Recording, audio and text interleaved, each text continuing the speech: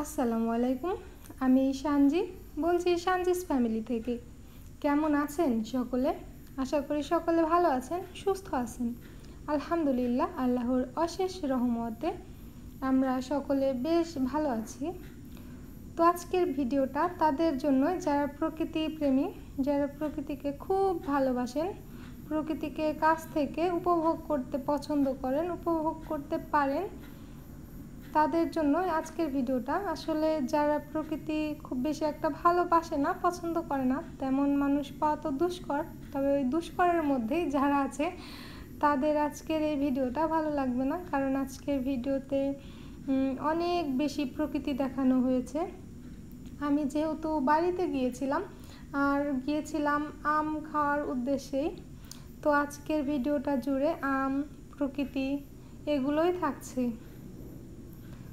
তো সকালবেলা তো কিছু খাওয়া দাওয়া হয়েছিল, তারপরে মা দুপুরে রান্নার আয়োজন করছে। তখন আমি বললাম যে মা বড়া বানাও, আর বড়ার মধ্যে স্পেশালভাবে একটা পাতা দিয়ে বানানো হয়েছে, সেটা তো আপনারা সবাই দেখলেন। তো এভাবে কে কে বড়া বানিয়ে খেয়েছেন কমেন্ট করে কিন্তু জানিয়ে দিতে পারেন। আর আপনাদের কমেন্ট দেখতে পড়তে আমার কিন্তু ভীষণ ভালো লাগে। তো তারপর চলে এসেছি দুপুরের খাওয়া দাওয়া শেষ করে আজকের ভিডিওটা বিকেলে কেক বানানোর জন্য। কেক তো আগে অনেকবার বানিয়েছি আর আপনাদেরকেও দেখিয়েছি, তবে ক্রিমটা বানাচ্ছি ফার্স্ট টাইম। তবে আলহামদুলিল্লাহ, ক্রিমটা এত বেশি ভালো হয়েছে যে আমি কল্পনাও করিনি এত বেশি ভালো হবে। আর এরপর হচ্ছে কালার মিক্সিংয়ের পালা। তো কালারটাও মিক্স করে নিলাম। 3টা কালার কেনা হয়েছে, ব্লু, রেড আর ইয়েলো। রেড আর ইয়েলোটা তো বেশ ভালোভাবে আমি খুলতে পেরেছি, মিক্স করতে পেরেছি। তবে ব্লু কালারটা খোলার সময় আমার হাতের অবস্থা যে কী হয়েছে সেটা তো আপনারা দেখেইছেন। আমি ফেল, আমার বোন ফেল, তারপর হচ্ছে আমার মা অনেক চেষ্টার পর ব্লু কালারের কোটার মুখটা খুলতে পেরেছে। আর তারপর সেই রঙটা দেওয়ার পরেও খুব সুন্দর একটা কালার আসেনি, সেই জন্য একটু পাকনামি করতে গিয়েছিলাম। আর পাকনামি করার পরে কি কালার যে এনেছি সেটা আপনারা একটু পরেই দেখতে পারবেন কেকটা বানানো শেষ হলে। আসলে চেয়েছিলাম একটু পাতার যে ডিজাইন করব সেই পাতার কালার করার জন্য, তবে সেটা তো হয়নি। একেবারে একটু গ্রিন কালারের জায়গায় হয়ে গেছে হচ্ছে পার্পেল কালারের মতন। তারপরেও সেরকমটাও হয়নি, একেবারে বাজে একটা কালার হয়েছে। বিশেষ করে আমার মা কালারটা একেবারেই পছন্দ করেনি, যে কারণে আমার কাছে অনেক বেশি অপছন্দের হয়েছে। আর এরপর হচ্ছে ক্রিমটা দিয়ে কেকটাকে কমপ্লিট করে ফ্রিজে রেখে দিয়ে এসেছি। চলে এসেছি আম পাড়ার জন্য। আম পাড়ার জন্য তো বাড়িতে এসেছি, আর যদি আমি না পারি তাহলে কি হবে বলেন তো?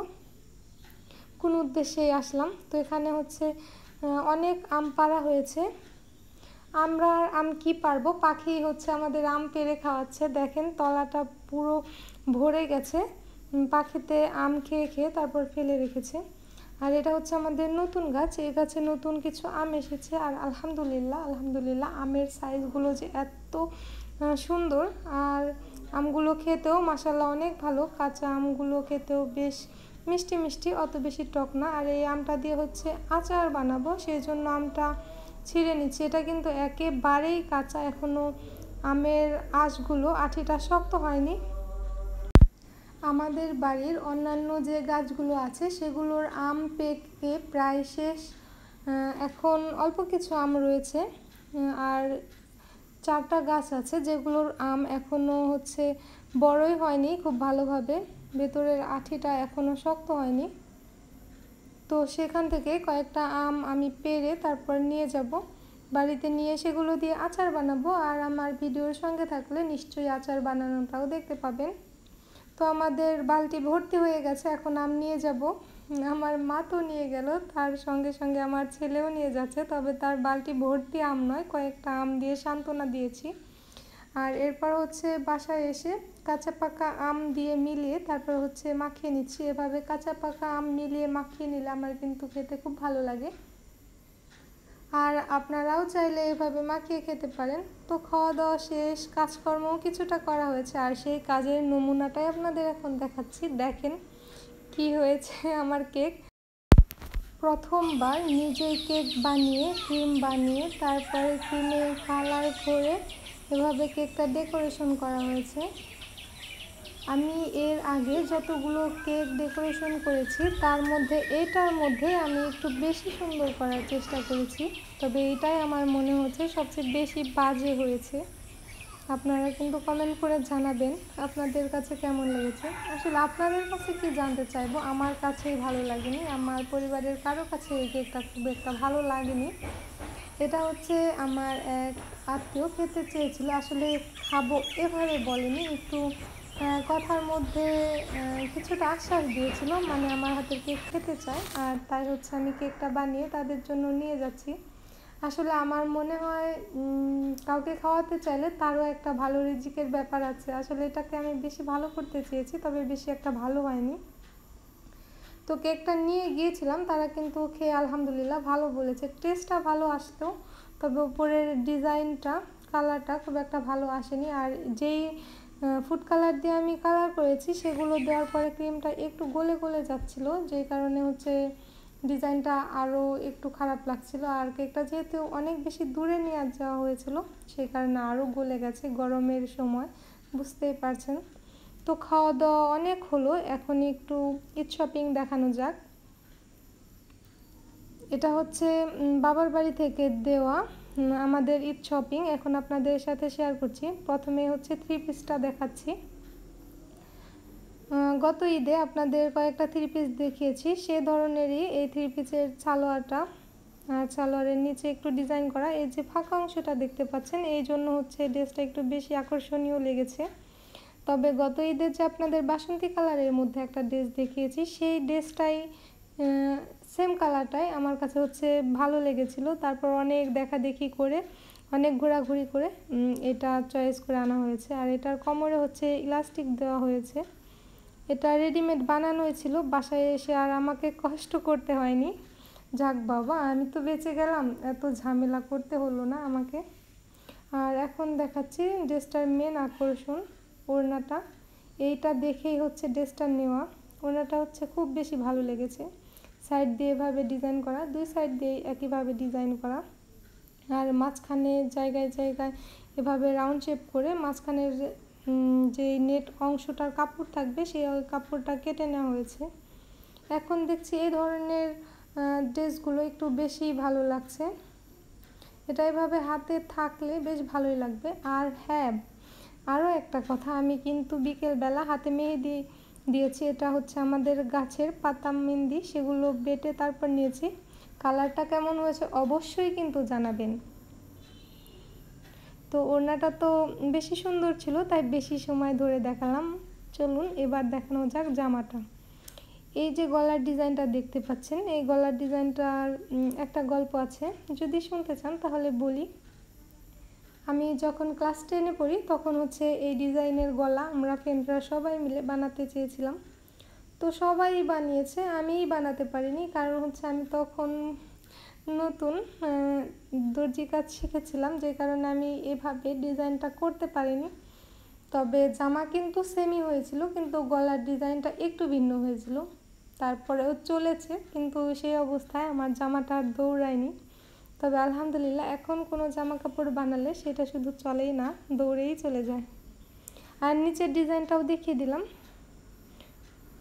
এর উপরের যে ডিজাইন আছে সেখানে একটু লেস দেওয়া আছে, লেসের কারণে আরও বেশি ভালো লাগছে। সম্পূর্ণ জামাটাও একটু দেখিয়ে দিচ্ছি। জামাটা অনেক হালকা কালারের, যে কারণে যে কেউ পরলেই ভালো লাগবে। আর এটার জামাটার বেশি ভালো লেগেছে হচ্ছে এই হাতার ভেতরের এই কাপড়টা যদি শুধু থাকতো তাহলে হচ্ছে হাত এভাবে দেখা যেত, আর এটার ভেতরের যে আস্তরের কাপড়টা আছে সেটাও ফুল দেওয়া, ফুল হাতাটায় কভার করা, যে কারণে আসলে ইজিলি আমরা সবাই পরতে পারবো।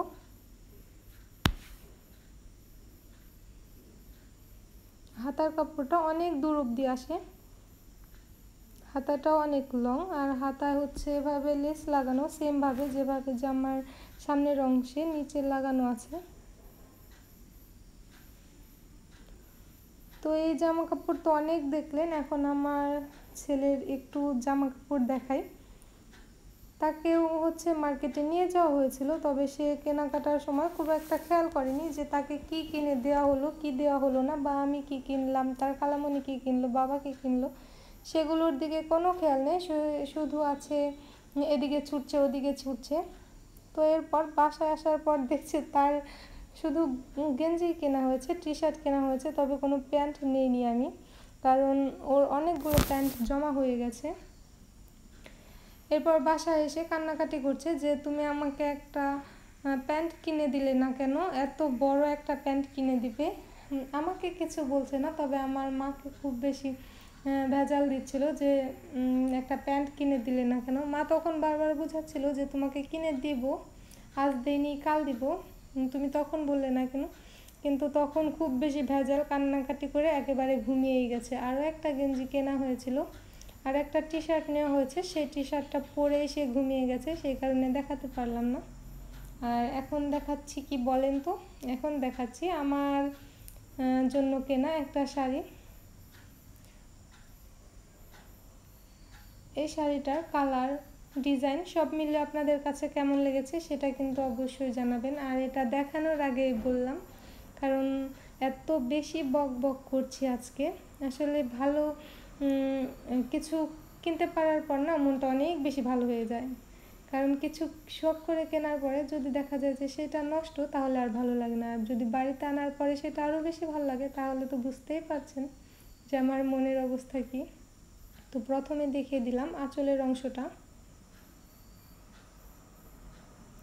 আঁচলের নিচে এভাবে হচ্ছে লেস লাগানো আছে সুতা দিয়ে, আর এটা হচ্ছে আঁচলের অংশ। আর পুরো কাপড়টা এভাবে সেমভাবে ডিজাইন করা। আর এটার দুইটা কালার থাকার কারণে আমি দুই কালারের স্কার্ফ দিয়ে হিজাব করতে পারবো, এটা হচ্ছে এই কারণে আরও একটু বেশি ভালো লেগেছে। আর এটার সাথে ব্লাউজ পিস দেওয়া আছে, এটা বানাতে হবে। আর ব্লাউজ পিসের পুরোটা এভাবে ডিজাইন করা, আর একটা সাইডে একটু পাড়ের মতন ডিজাইন করা। এটা হাতায় নয়তো পিঠে যে কোনো একটা জায়গায় দিয়ে দিলে বেশ ভালোই লাগবে দেখতে।